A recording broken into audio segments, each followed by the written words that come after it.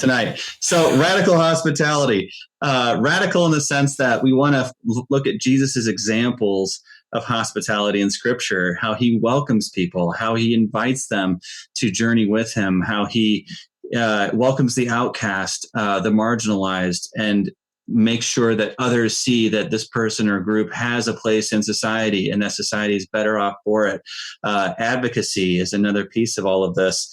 And finally, service. That's a really important key to any kind of hospitality in a church or in a catechetical classroom or wherever you're doing catechesis. So we're going to talk about invitation, welcome, and service. And we'll keep in the back of our minds those gospel accounts and stories of Jesus calling people, inviting them, welcoming them to follow him, and how he serves them.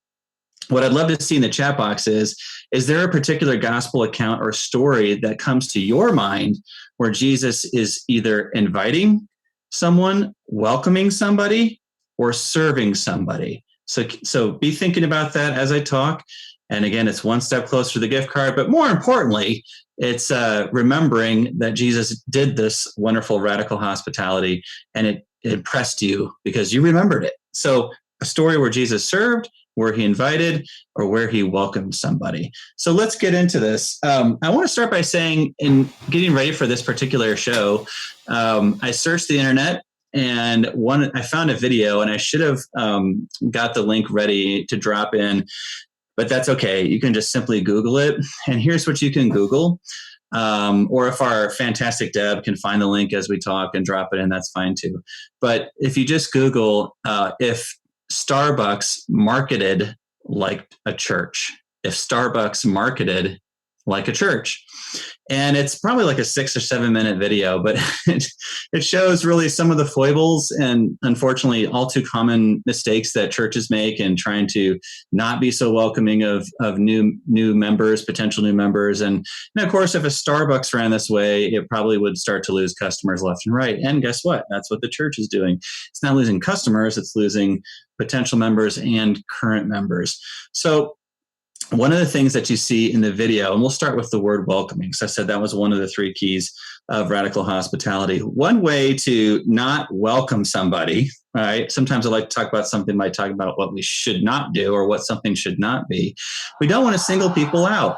And in this video, it was so funny. The gentleman who's behind the counter says, "Hey, is anybody a new customer here? Go ahead and raise your hand." Sometimes we get that from the altar, a little altar call.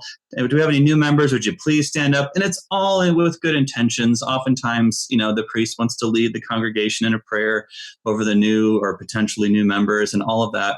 But if you think about the new members and their experience, do we even know what it is? Do we even know why they're here, why they came here today, what their background is? Not to mention, who likes to be singled out in front of a congregation they don't really know?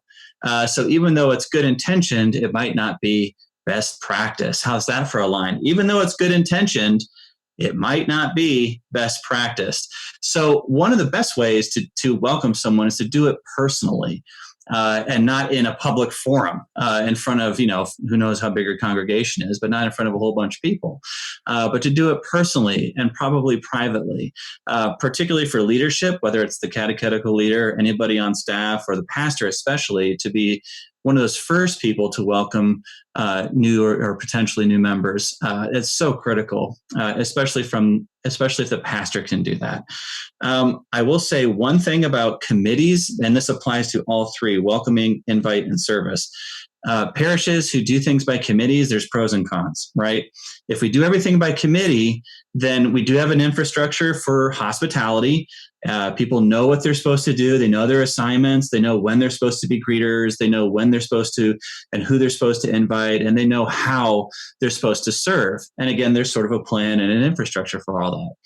The downside to doing everything by committee is that if you're not on the committee, then you don't feel empowered to do those things like serve or invite or welcome. In fact, you think it's not your job, that it's just the job of someone on the welcoming committee.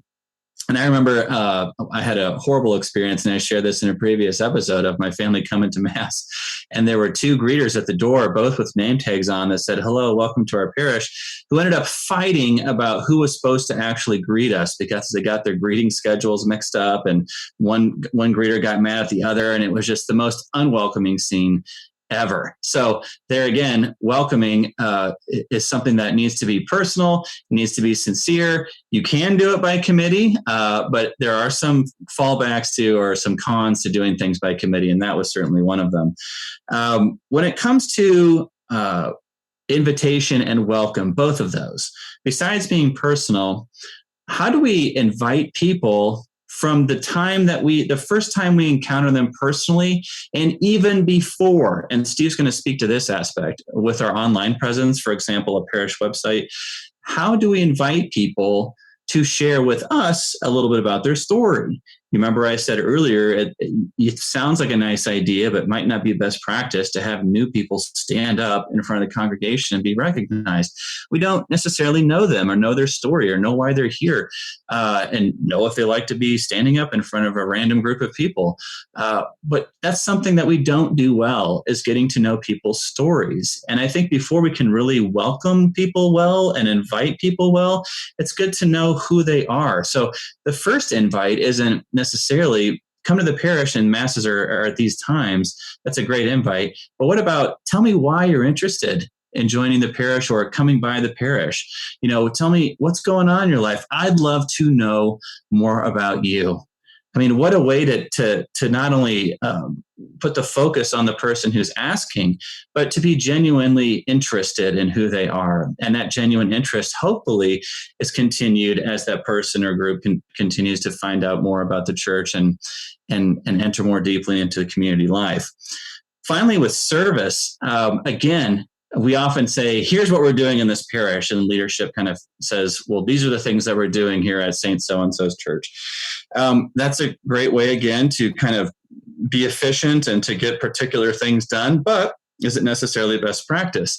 How often do we take time to listen to what the community needs are before we start planning and programming and that sort of a thing? And again, opening up and allowing a space for listening allows for that invitation and welcome to find out more about people's lives and what those needs actually are. And in the end, just benefits our programming, makes it more effective and more poignant.